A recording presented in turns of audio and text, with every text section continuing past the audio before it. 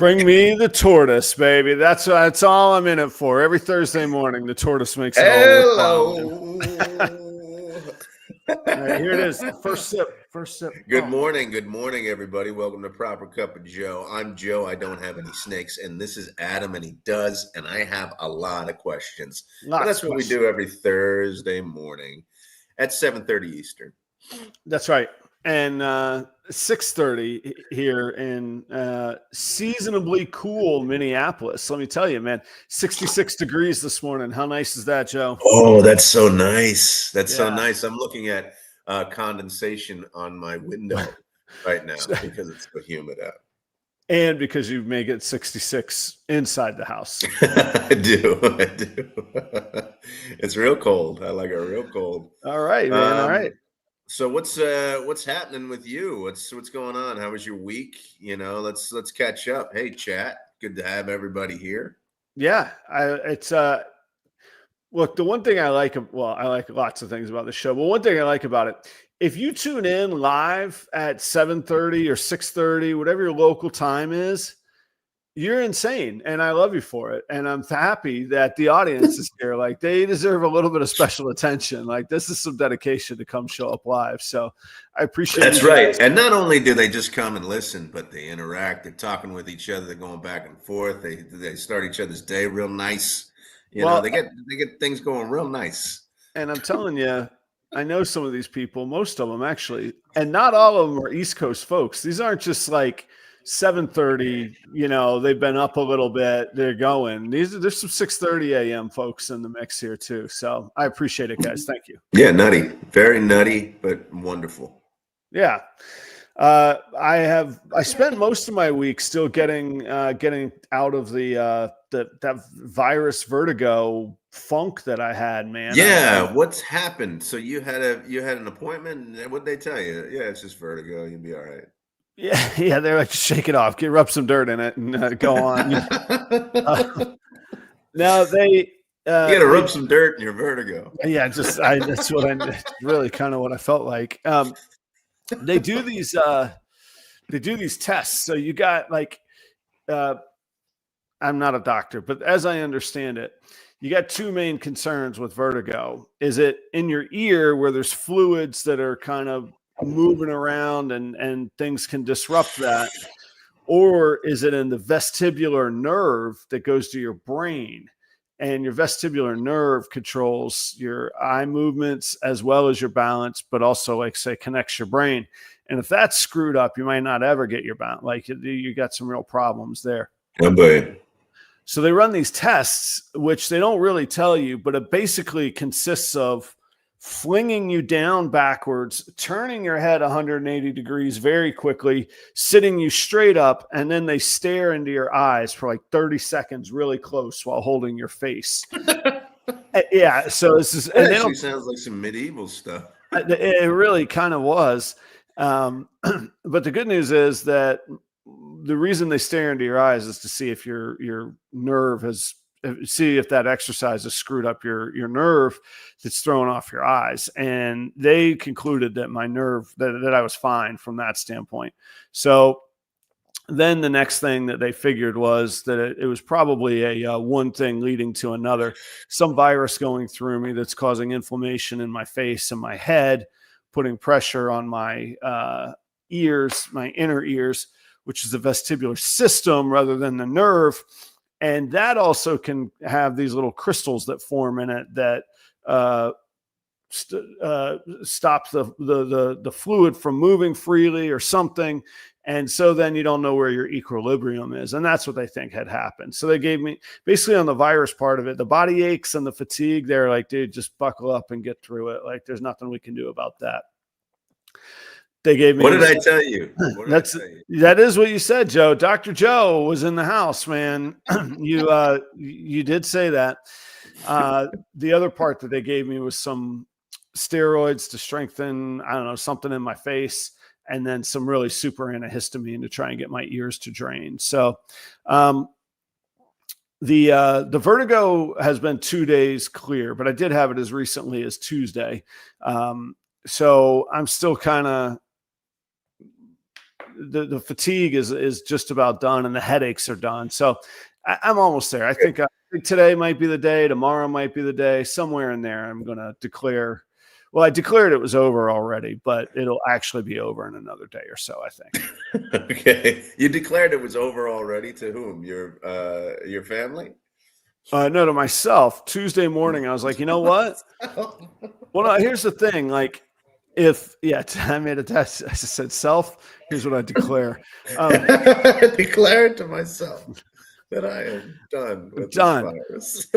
I was like, you know what? If I'm going to feel like crap and I'm sleeping 9 hours or 10 hours, some ridiculous amount of time, I may as well enjoy myself. Like, I'm trying to do all the right things and I still feel like crap. Well, I'm going to just go do stuff. And namely, that was get back to work and work hard. And at the car wash, you got to dig out the drains, which is it is the least glamorous job maybe that I've ever done. I guess I've cleaned some bathroom emergencies that were pretty low on the list, but that one's almost as low. And so I went and dug out the car wash drains, and turns out I didn't feel any worse than had I not, because I already felt bad. So it was just like, screw it, get it done. Oh, good for you. I'm glad. Get over this thing. And, that's great. That's great. So that's what you've been dealing with this past week, huh? Yeah. Well, and would you say that's your one thing? No, that's not my one thing. Oh, that's not even your one thing. We're not even to your one thing yet. Well, no, in the midst of all that on Sunday, here's my one thing. On Sunday, I got back to vending. It's been a while since I've done a show. Oh, yeah. And there's kind of the summer doldrums have been out there in the market. And this show, I've decided, has kicked off retail season. The show went very well. It's a Sunday afternoon, 1-day show, no hotel, drive in, drive out, take your money, goodbye. It's beautiful. Bang. No steakhouse, overhead. No nothing. Yeah, exactly. No steakhouses, no extra food bill, none of that. Like all business, man. Which show was it? It was so I think they have some, like, I wouldn't say legal stuff, but like legal business stuff different. It's actually called the Wings, Tails, and Scales Show, but it's hosted by Ed and Emily from sorry, I'm not totally, I still get winded when I like talk without like going, like I just had to stop. I can talk the whole show. I can talk the whole show. Yeah, you might here in a minute. You just take it over. Yeah, you can. But it's hosted by Ed and Emily from Snake Discovery. What? I said you were kind of late getting onto the show, so I thought, I got enough content. You were worried I wasn't going to be here, like an amateur. Well, I mean, it was like it was getting there. It was like 7:30, 7:29 or something. So that's how I feel every week, Joe. Welcome to my world. Welcome to my world. Okay. I'm joking. No, it's hosted by Ed and Emily from Snake Discovery. It's their show. They put it on. So they bring a good crowd. The crowd was a little bit light, still probably from summer weekend stuff, but it was good, man. It was a really good show to kind of get my boots back on. Wait, where was it? Did you say where it was? It's in a town called Eau Claire, Wisconsin. And by the way, there's a heavy influence of French history in Wisconsin. I had no idea. All these towns that are French names, and same in Iowa. Des Moines. Yeah, Eau Claire. What's Eau Claire like? It's a nice little town, or what? What's the deal? It's a nice little town, and the Reptile Expo is held at the local curling club. Let me have you know. Oh, forget about it. Can't make it up, right? This is America right here. Americana. What are you going to do? Going to head down to the curling club. Going to buy us a snake today, man. That's what people said. That's what they did. Hey, and look at this. Michelle got a snake from you. That is Michelle of Keeper Kane, and they did get a new snake. Michelle got a little new Proper Royals lady shirt and a one of a kind camo Proper Royals hat, a one of one. A one of one. Oh, I saw a little post of that camo hat. I think. Yeah, there you go. And Keeper Kane, one of our wonderful sponsors. That's right. Second time I've used the word wonderful in this show. Well, he keeps the lights on. Palm Street keeps us ad free, unadulterated. Adam and Joe, proper cup of Joe, right here. What more do you want? What do you want from your Thursday morning? Come on. Yeah. Now, come on. If you used to look forward to the commercials to get a little break from us, I'm sorry that we took away that reprieve. It's going to be pedaled down all Joe and Adam. What about you? What have you been up to, man? I got to tell you, boy, I've had quite a week. You're all amped up today. What do you got going on, Joe? Yeah, so I've made a decision. And I sat Chelsea down and I told her. Oh, you said, "Look, lady, have a seat, and I'm gonna tell you." You sat Chelsea. What kind of sentence is that? If anybody knows Chelsea, Chelsea does not get sat down. Okay. I sat Chelsea down and I said, "I'm leaving the accounting firm, and synchronized swimming will become my life for the rest of this century." So. No, that's a quote from an old SNL sketch. But I am leaving the accounting firm. So, and I'm very, very excited about it. You're pumped, man. You're all like high octane this morning. You got a little glow about you. And I got to tell you, so this has been in the works for a while, and actually the accounting firm has known it for a long time. But you were up front with them, right? A few months. Yeah. Oh, yeah. A few months ago, I made a decision, and I spoke with the president and owner, and I said, I'm out of here. I'm good. So, and a lot of it has to do with what we talk about here on Thursday mornings, actually. It's getting the right things into place in order to do the things that you really want to do. And so that's what I'm doing. I had a great semester last year of going to class. I enrolled in another class, and I'm going to continue that education. I have 6 classes that I'm teaching this term, this semester. 6 that you're teaching? That I'm teaching. Good for you, as an adjunct, which doesn't really pay all of the bills, but I also secured a consulting contract that will get me through. So yeah, I'm excited. I'm leaving the accounting firm. It's been a great time there. I love it, but I think because of being inspired, certainly by you, and just seeking the things that I really want to do for the rest of my career, which is it's dwindling. So I want to be able to teach, and I want to be able to have fun and doing what I want to do. And the semester has started. So it's been great. I love it. And I had a meeting for my consulting thing yesterday. It's great. And it's really good. That'll be a great time. And so I'm just excited about it. And I feel like there's a little bit of a weight, and I love change. So, and I love being like, I love doing something new and trying something new, and investing in myself. I really, really like that. And the class that I'm taking, I'm really excited about. So I'm really pumped about that. It's it's about American conspiracy theories. Oh man. God bless you, academics. Yeah. Oh my gosh. All right. Joe, congratulations, man. I know that's been eating at you a little bit, and I never want to, certain private conversations, of course, are private, but you said, I think you used the expression, to paraphrase in there somewhere, like getting things in order so that you can work towards doing what you want to, or following. That's right. Yeah. Chasing a vision. And right. I think that is, I think that encompasses both like the reality of a situation that any person might be in, as well as looking forward and, coming up with, like, I wouldn't say maybe a dedicated, diligent plan, but definitely you took a lot of action. Plus I want to hear about this consulting contract. Like I'm excited about that. And again, with some like private conversations, but like there's people that are in the audience watching that I've had kind of similar conversations with, where they say, well, I'm here and it's challenging, but I'm looking, I mean, I'm talking about people that have moved states, have just like,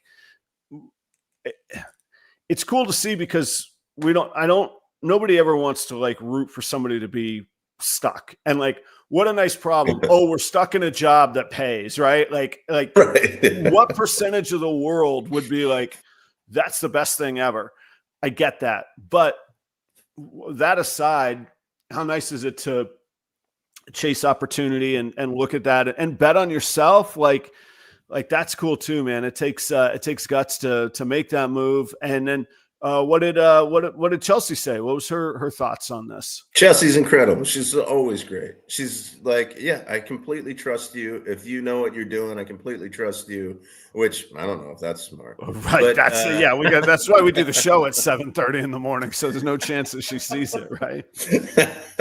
So and she said if we can maintain what we need to maintain, I think you should do it. And I think she's observed the lightness that I have now, the excitement that I have now. I think overall I'm just kind of ecstatic. I'm just like, I'm really, really happy. It's going to be a hard couple of years to do this. And there's a long-term plan Sure. that I'm working towards. So, but it's not going to be a hard couple of years. Actually, it'll be fine. Everything will be fine. I've got the contract secured for consulting, which is a great contract. It'll be great. And I'll continue with my education, and I will eventually find a job in higher education full time. So it's going to be fantastic. I'm super stoked about it. Look at you, man. That's awesome, man. Talk to us about this consulting contract. Like, I remember before I set out on my own, when I was still in like my corporate job and structure, I would always hear people like, "Oh, you could go into consulting," and it was like this like ethereal like ghost. Like, is consulting in the room with us right now? Like, I never knew exactly what it was, and then even now, people are like, because I too do consulting now. Even now, people are like, "Well, what do you do, and how did you get the job?" And I'm like, "Well, I kind of do whatever they want me to do, but it's as an independent contractor." And second, I don't really know how I got my clients. They got in touch with me, or it was a networking thing of like years of a network. Somebody calls, "Hey, what are you doing?" "Oh, I'm doing this now." "Oh, maybe you can help us." Like a boss or somebody I'd worked for before, and a really great mentor. And one of our low points where I disagreed strongly with him, and I wouldn't say he yelled, but he said forcefully, "If you can't describe what you're doing as a process, you don't know what you're doing." And right now, I couldn't really describe how I get consulting clients as a process. So you can draw those conclusions if you want. What are you doing for this company? If you could talk about it or make up a scenario, and then how did you land that situation? Yeah, it's so out of my work history, there was somebody who was looking for somebody to develop and deliver a leadership program, and I have done that in the past, and it can be a little overhead and kind of a lucrative opportunity. So we started to talk a few months ago about that, and so it's developing the leadership program, delivering the leadership program for that company, and then also there's a succession plan that's in. So they don't have any succession plan, so it's Cool. developing the succession plan. So, and I've done all that in my past. So, and the woman who contacted me and started to talk to me about that knows that. I've worked with her for probably about 10 years off and on. And she said, "I'm in this position right now. I think you'd be great to help us out." And it's great. I think eventually, you could probably, they're probably going to eventually hire somebody full time for this position, and whether that's me or not, I'm not sure. But right now, it's the perfect opportunity for me because it gives me, flexibility and time to pursue the other avenues that I really, really enjoy, which is, I guess, taking a graduate level course about conspiracy theories. Look, man, it's on, page 1 of the book is you buy a car wash, you put some snakes in it. Page 2 is you enroll in postgraduate American conspiracy theories. I was just thinking about this the other day because I've been trying to think about how to do this, because I want to go full time into higher education, and I'm not getting really positive reviews from people around me, actually, because everybody's it's not super positive, because I think everybody lives in, I think everybody is kind of fearful of the job market right now, I guess. And I think, and it's like, oh, you got a stable job, and now you're going into, you're doing your own thing and you have a contract, and that's not as stable as just having a job, blah, blah, blah. You go from VP operations to just a consultant and doing a succession plan over here. You're running your own business, calling your own shots, baby. And then you're going into higher education, which, higher education is, it's enrollments are dwindling, and, and as in some areas, it's kind of, being clamped down, kind of, I don't want to say under attack, but really, especially history is like, you need to, say the certain things and not say certain things. There's some scrutiny right now. Yeah. So there's some tightrope walking there. So it's just, I'm not I am super excited about myself, but sharing it with other people, I'm kind of trepidatious, Here's what I love, man. And they don't see it. Those are the people that can't see the twinkle in your eye. I'm serious. I know the feeling. I know that. Trust me. I know when I said, we're going to leave this. I'm going to figure this out. We're selling the house. We're moving to Florida. I'm going to try this consulting thing. I saw those looks, man. I get it. Yeah. I get it. Throw some snakes on top, throw a little car wash on top. Trust me. Yes. I've seen the looks, man. And I just say to myself, I'm just like, you don't see it, man. It's gonna sneak right up on you one day, and you're gonna look back and you're gonna go, Adam, he had a little twinkle in his eye that day. I didn't know that. Yeah, you got the little twinkle, Joe. You're gonna good for you, it's man. Funny. And it's funny how everything, when you make a decision like this and you really work towards it and you put everything in place to make sure that it's going to work, then other things start to fall into place. Right. I joined a studio gym a couple of weeks ago, and I'm excited to go to that. Everything is more exciting and more fulfilling now than it's I'm anxious to get back to that gym. I'm anxious to get in shape again. I'm anxious to, just really enjoy and set up some trips that I want to take. And on a whim. So Eden's first football game was on Friday. And on a whim, I saw some kicks, man. They look good. He scored some points, huh? Yes, it was awesome. And it was in Port St. Lucie, which is about 3 hours away from us. And Chelsea and I just went, "Hey, you want to go?" And I was like, "Yeah, let's go." And nice. So it's like a team building trip for the team. They went out the day before. He didn't know we were coming. We showed up. We surprised them, and he was so happy we were there. And then he just had a fantastic game. It's great. And if Chris Eaton is listening, I do have some now game footage that I will. You got some hype reel material. Awesome, man. So yeah. Joe, I'm very happy for you. And I do think, look, there's equal parts of nights I'm staring at the ceiling almost in terror. I did have a pretty good job. It really wasn't that I had a pretty good house. I had what I needed. And there are days where I'm like, why, what, digging out car wash ditches. But yeah. The fulfillment is really cool. And the stuff you're talking about, like the energy and effort, and you said you get happy, or it's easier to be happy about other stuff too when you don't have that stress or discomfort or dissatisfaction of whatever that is. And again, there are great situations. It is like the value proposition of a job is really, really phenomenal. You can trade your time for money, and your money, you can go get the things that you need. Like, what a great social contract to like secure and get our needs met and taken care of. So I'm not knocking that whatsoever.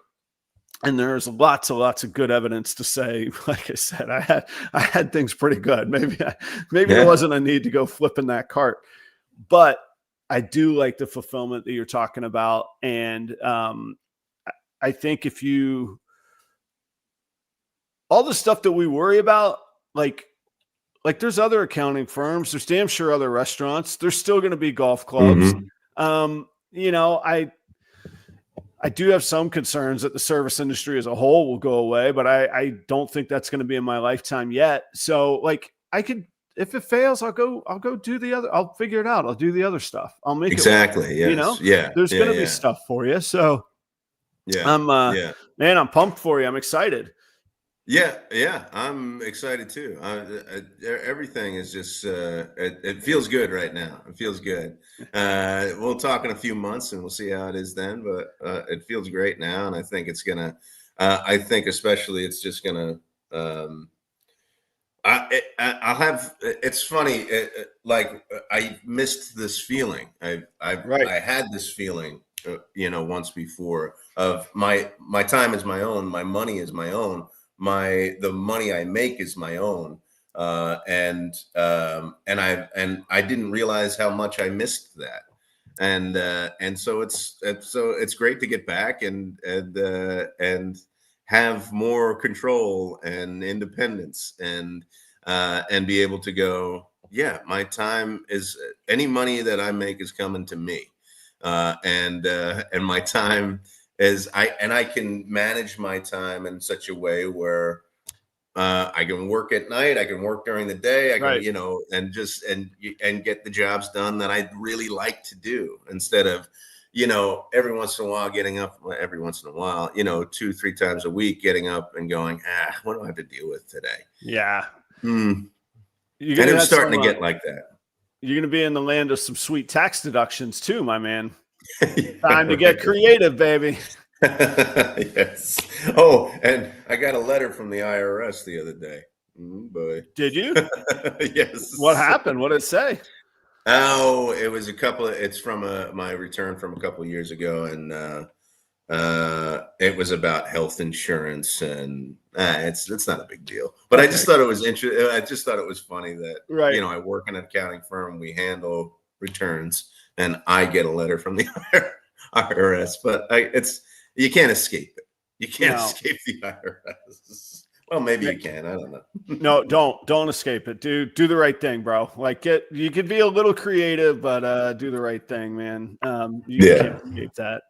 That is cool. Does your consulting company have a name? Is it anything other than Mr. Joe Arner? No, it's just Joseph Arner. Yeah, that's okay. That's it. All right. Well, now we have two things to name: Joe's consulting company and the Shed. And the Shed, I guess we need to come up with the Shed, which I took a hiatus on this past weekend. So, but the roof's on and everything. I gotta put the door on and the trim and everything. So it's up there. It's a little askew, I would say, but you didn't level it? It's not level? Yeah, it is. I thought I leveled it. It's a little, I mean, it's my first shed. I don't know. It's gonna be some issues. All right. Well, I was going to suggest Shed a Stair, Shedmonton, nice little neighborhood of Shedmonton. Shed a Stair. Okay. Shed a Stair. Yeah. Maybe that's why he's a little askew. He's dancing, he's having a good old time. Oh man. Nice. So exciting stuff. So when I didn't mention as much about it, but the show this weekend, I really got thinking about the value of being present. It's true. It's a built-in drain it's a drain plan for the shed. So the floor is level. Well, I spent a lot of time on the floor. I think one of the walls is not square, and I keep saying, well, it was all warped wood. I couldn't have done anything about it, but there probably was things I could have done about it. But there was a lot of warped wood. But there's one wall that's just not square. So it's just like a little askew, Okay. you know. All right. Well, anyway. Yeah. Okay. Aiden didn't help. Yeah. Okay. Well, then I don't. Yeah. Then definitely blame it on him. Then. So something that really struck me this weekend at that show. So a little bit to your point earlier, it's in a town called Eau Claire, Wisconsin, and a curling club. So it's a smaller show. However, they got about 1,200 people through the door, which is a lot of people. And how many vendors do you know? About how many vendors? I don't know for sure. I would say though that usually these pet shows and reptile shows are overrun with ball python breeders. And I would say that there were 2 of us that are pretty professional ball python breeders, and then 2 or 3 others that kind of hobbyist breeders getting out there, which is cool too. But normally in a show like that, there would have been 10 or 15 tables of ball python. Okay. And one of the cool things about a downturn in a market is that as people leave the selling space, there's less competition, which is kind of a cool thing. And I wouldn't even say less competition, because in some ways the competition almost heats up. Like you almost become like invigorated with like, oh, I got a chance. This is my room. This is my crowd now, kind of thing. But what I really got thinking about, regardless, and this was at the beginning when I had no idea how the show was going to go. I remember I really enjoy being in the market with the customers, hearing what they're looking for, hearing what people are willing to spend. Because in these little circles of YouTube and Instagram, we all get these echo chambers of just repeating the same thing and hearing what each other had to say versus what the bigger, greater reality, and frankly, the people that don't have time to sit around in Instagram and YouTube echo chambers, what the reality of it is like out there. And it felt really positive and it felt really great. And it also occurred to me, this drought that I've been feeling a little bit in the summer, a little bit less motivation, because partially was I just didn't feel engaged with the customers, with the community, with the audience in person. And I talked there was some shows primarily in Wisconsin, but there were some shows from last year that I'd cut out this year. I think I'm actually going to add a couple of them back next year.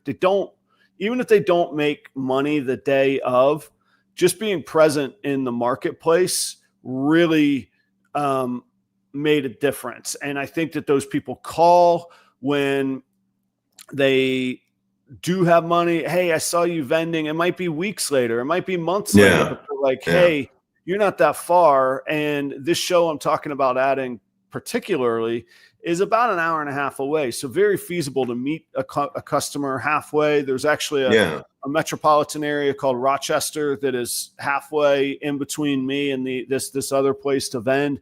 And I think I need to add that back, even if it's a break-even kind of scenario. I think it's very, very worthwhile to do. And so I was a little bit invigorated by that. And I thought that was an important point to share, because we always chalk up so much to, well, what did you make in this day, in this vacuum? It started here, it ended here, and what'd you do in the middle? Right. And it's not, brand building and brand representation is not that. There's not a start and an end point to the service, to the interaction, to presenting yourself. So that was really cool. And then I had some examples of just like getting back to basics, man, like the basics that we all think about, that we all try and overcomplicate, that really never go out of style. And I got to shout out Joe at JSA. Joe is a professional breeder, full-time, real industry leader in our market segment, probably the number one breeder here in Minnesota metropolitan area, especially out It's and about funny. vending. I just have to, because this harkens back to a comment earlier. My company a few years ago was called JSA. Oh, anyway, really? Joe at JSA. So when you say Joe at JSA, I'm like, oh, get out of here. It's all meant to be. The stars are aligning. So, so what happens at these expos is a customer comes by and they see a snake and they go, okay, I like that one. I'm going to keep looking. I'll be back. And keep looking, I'll be back usually means they're going to go buy something somewhere else. And then they circle around and I'm like, oh, you're back for the second time. You're going to fall in love, you know? And they're like, yeah, we're still looking. And so then the serious buyers are making like 3-4 loops. And then you can look around the room and see, and you see where they're headed when they go check something else out. And where do they go? They go over to they're over at JSA. They're at Joe's booth over there. Okay. And this is all like good, friendly competition. And at the end of the day, yes, we want the sale. But what really, and the point I'm getting to here, these buyers generally aren't the pet buyers. They're the ones going, well, this gene will work good here. Here's what I'm working here. This gene will work here. I'm looking for something to fit this. And the short version of the story is Joe ended up saying, if Adam's snake is going to be a better fit, don't worry about the price difference. If one's cheaper, go buy the right snake. You're going to be happier. So there's two levels. Joe was cool that way. I got the sale that way. Great. Not a massive sale. I think we're talking 250, 300, somewhere in there. Great afternoon sale, no problem. But here's the second level where here's what Joe accomplished by doing that. First, I've talked about him on 2 shows to a pretty wide audience now. Second, that snake customer, if they're talking about what hats are going to fit with their clown project, they're not going to buy just one snake in the next 2 years. They're going to buy 3, 4, 5, 10, 15 snakes in the next couple of years. And they're going to trust Joe because he was a good, upstanding guy. And hopefully they're going to trust me because they did buy a snake from me and they did trust me. So we're both winning. We both seem like reasonable resources, and we both seem like somebody that they can reach out to as advice, as a resource, as their next snake supplier. Like all those things, that was just from the basics of doing what's right for the customer. Look beyond like that immediate moment and look for the bigger picture of what's right for the customer. It was amazing to see. And as an interesting postscript, the lady's already gotten in touch with me because she saw a video about breeder females that I have available that I just posted on YouTube. And she was like, let me know about that one female. And she was like, and it's interesting because, again, a lot of times when people are like, all right, I'm going to think about this for a couple of days, you never hear from them again. But this is the same lady that walked around for probably 4 or 5 hours making a decision. And she did say, she said, I'm going to let you know by Friday afternoon if I buy this snake or not. I don't expect anything, no expectation, but it was a really cool like outcome and validation that she's already reaching out for, information and opportunity again. And I really loved it. I thought it was a fantastic experience and a fantastic little example. And so is that the general sense at these shows, or is it more, I don't know, competitive in that? I mean, is it, do you get that a lot? Do you think it's more like 50-50? There's 50% of people that would do that kind of thing? It's less than 50-50. When you find the people that will do that, first off, join that mentality. Second, like be loyal to them. Like those are the good people. And there's a handful here in Minnesota that are that way. And I'm not saying that there's a bunch that aren't, but there are also the cutthroat no, don't leave the table. What deal do I have to make to get you to buy this right now? There's people that well, what's he going to charge you? We'll just come in under his price. And that's fine. That's how the business goes. That's how any business goes. We see it in our own industry. What do you think is better for the bottom line? Well, what's better for the bottom line is what's good for the customer. Like, okay, yeah. Like, let's go back for a second. Because I do walk this walk. What would have been better for the bottom line on paper would be to keep the ads. It's not much, $100, $120 a month from the ads.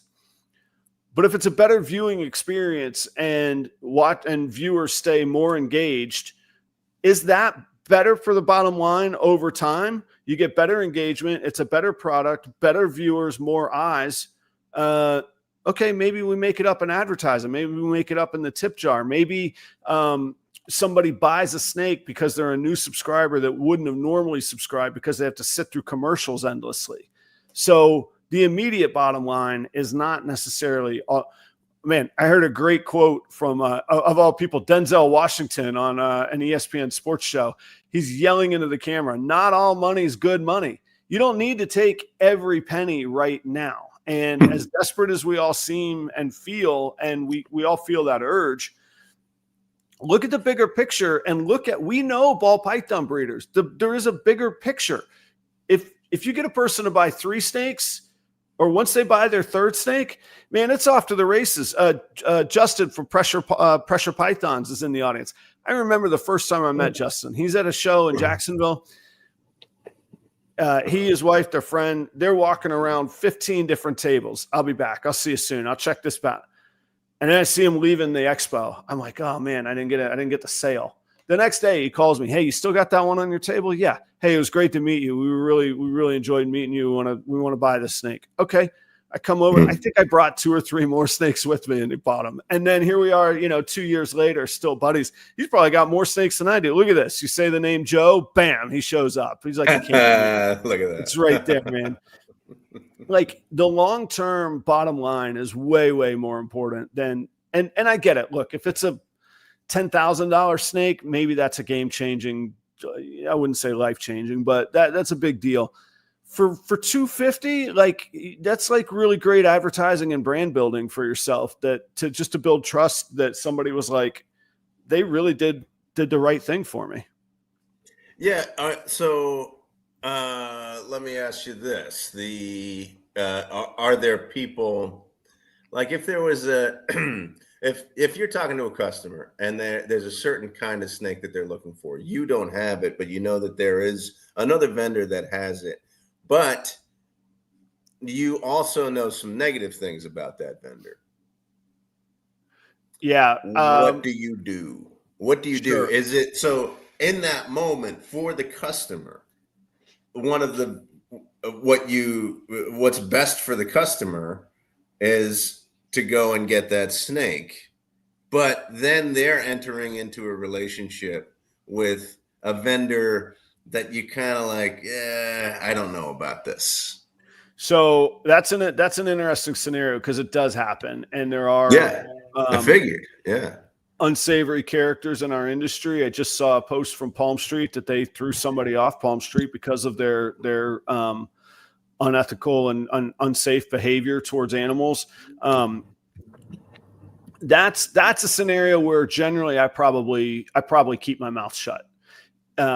If it's somebody I'm very close with and that I can trust, and it is kind of that inner circle, I'll pull them aside and just say, look, man, if it's what you need and you're prepared, that's fine. But I might, just a heads up on dealing with the person, because you can have a transaction that's done and go on, and maybe you have the resources to take care of the animal, or you have the skills and the skill set to get, say the animal's unhealthy, or say that they're known to have mites from this particular vendor or whatever.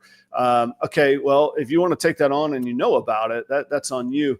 But generally I would, so say somebody, and this happens, I wouldn't say rarely, but it's not that common. Generally, if there's a known like problem. The promoter knows about it.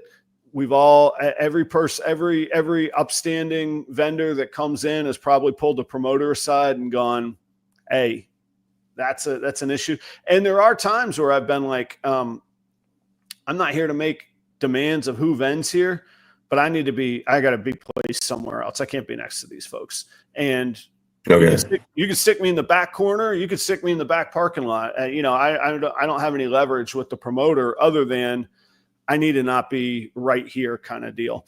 Like I say, there's some unsavory known people. I don't want to call out specific names. There's some, there's always legal concerns and that kind of thing. I would go to the promoter. It's on the promoter that let that person in. If the promoter knows about that person, shame on them for having them. If they don't know about that person, I'm going to make sure that they do know about that person. But I have, this is my personal thing.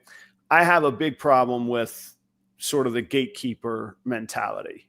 I'm not the industry enforcer. I want to set the industry standard. I want to set my own standard. I want to live up to that standard. I don't want to associate or be associated with the other people. If there's something that they're doing wrong to their animals and it's visible to see, yeah, we're going to need to let the promoter know. We might need to let the local authorities know. If it's just a bad, unsavory person, I don't know. I'm sure there's former employees that would say I'm a bad, unsavory person. I don't think that's true. So yeah, I mean, I would try and look out for people, or I would try, again, if it's somebody I know, I'd be like, look, just that you don't want that snake today kind of deal. So let me ask you this. Yeah. So this collegiality where you kind of go, I don't have it, but Joe might have it, and vice versa. That collegiality of like helping each other out. So does that go like you go to these shows and there are large tables, huge tables of the big time breeders and sellers, right? Is that same courtesy given from them? Oh yeah. Yeah, most definitely. They're from them. I mean, not you to them, the big time people. Yes. Is that, go check out Adam's table, because we don't have that right now currently, but I know Adam has something over there. That's the exact example I'm talking about from Joe. Joe is that guy. Oh, Joe is that guy. Okay. Joe is that guy, the guy in the market, the regional guy. Yeah, that's Joe. But I can also remember at the Tampa Repticon, one of the first times I was vending with a guy named Dale. And Dale, Constricted Reptiles, Dale has a huge display. Dale has like 8 tables. It's a massive display. But Dale's down to earth guy. And one of the other guys in the room, Steve Casino, Steve's Morphs, I remember Steve walking over somebody, and we were vending with a guy named George MD, walking a guy over to George's table and saying, George is the guy that you need to talk to. And Joe, I don't remember exactly the number, but that number that day was flirting with 5 figures. This Steve Casino, big, kind of one of the regional dudes in Tampa for sure. The regional dude probably of Tampa, walking over a several thousand, maybe 5-figure customer to George MD, fist bump, here you go. And then off he goes back to his table, man. Yeah, I remember it like today, because I was blown away at the time. I was like, my goodness, what that's amazing. Like, in my mind, I'm thinking it's going to be cutthroat. You got to make your pennies. You got to get your bottom line. You got to, you got to be the tiger out there on the, whatever and here he is going, no, this is the guy you need to see. Yeah. So when you get to a show, do you go and peruse what other people have? Or you just kind of already know, or how does that work? Because people are either known for projects, or like, so if I know, there's a new vendor guy. He's kind of a hobby breeder breaking in. I know that he's got some cool Ultramel double recessive, multi-recessive projects, and he's a good guy. And he's bought from me before, but he's a good guy. I'm going to say, hey, you know what? Go see Wesley over there. I know that if you're looking for Ultramel and I don't have it today, go check out Wesley. I don't know off the top of my head if Joe works with Ultramel or not. If somebody says, hey, I'm looking for high-end clown stuff and yours is nice, but it's not really what I'm after. Okay, you got to go see Joe. So I actually have to admit I'm not that great about going to see what everybody else has, mostly because I'm usually running behind and I want to get my stuff just right. And I can always I want to clean as much as possible. But I generally kind of know who's in the room, but I do always want to make sure to say hello. So I have a couple routines. I always greet the promoter and I always thank the promoter before I leave. It's the last thing I do when I leave. So that's part of my routine. And then the people I was saying that like when you find the people that will do something of character, like send somebody over, those are the people that you got to keep up relationships with. I always go check in with like those people. Cause we do, like, there's people here in that group that we do business with. If, like, say somebody calls me and they need X number of ASFs and I can't complete the order, I'm still going to tell that customer, you know what, let me call you right back. And I'll go call some of these other colleagues and I'll just be upfront. Like, hey, well, I got a chance for us to make money. Even if I break even on what I'm going to buy from you, I need to buy some because you're reputable and I'm happy to put my name on your product, but let's keep this customer happy, kind of thing. And we do that kind of stuff a lot, man. There's a whole lot of, hey, as long as there's a happy customer in the market, certain ones of us are always going to benefit from them staying happy in that market. And so part of it is not necessarily knowing what exactly they have on the table, but part of it is kind of knowing what their specialty is then. Yeah. Or what their office or like their general price point. Like, let's just say again, I keep using Joe because he was the main other vendor at that show that day, but like star of the show, Joe. I know he knows kind of what my price points are and kind of what type of buyer is going to buy from me. Let's be honest, man. Somebody that wants a $10,000 snake, I want their money, but I really don't have. I'm not going to lie, I'm not there yet. That's just it. I don't have it. Hey, do you want a really cool pet or a really cool like building foundational block to get your breeding program started? Hey, Adam's a really great guy to see. He's got a lot of that stuff. And so that would be similar to like, so kind of knowing a price point of what a buyer's looking for. If you could kind of, suss that out, and then you can make some referrals there too. And there's other people. There's some good friends that I have that they specialize in cheap piebalds. It drives me nuts sometimes how cheap their piebalds are, but they're good people. It's their marketplace and that works. And so, if somebody's like, well, somebody's looking for a piebald. Yeah. This person, somebody's looking for brightening allele combinations. You send it to this person. Right. So give Joe a call. Let me, I love Jason's comment. I think that's great. It's always a lot easier to point somebody at a good source or two than to help them understand why someone is a bad source. For some reason, I just saw that. I just really like that. I think I really like kind of the positivity of it instead of sowing like negativity against, bad breeders, which, they need to be called out, definitely. But in terms of working with a customer and their view of the industry, to be able to be somebody who's pointing to other great breeders and sellers, I just really like that attitude as opposed to, telling somebody, oh, this person's bad or that person's bad or that person's bad.